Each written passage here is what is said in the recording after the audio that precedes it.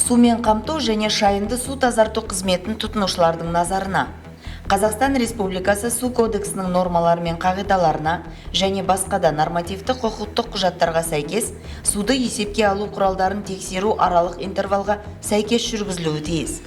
Қызмет көрсетуші Су ресурстары маркетинг жауапкершілігі шектеулі серіктестігі тұтынушыға тексеру мерзімі аяқталар алдын 30 күн бұрын арнайы хабарлама беріп, тексеру жүргізілетінін ескертеді.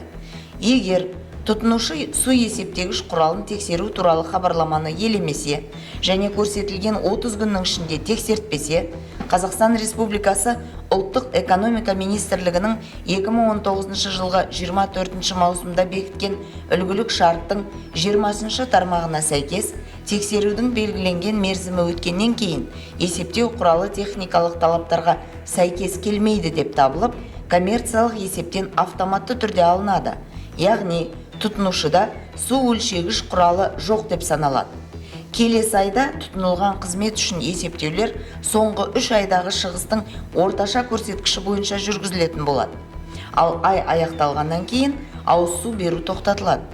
Өйткені үлгілік шарттың 27 тармағына сәйкес әр тұтынушының су есептегіш құралы болуы тиіс.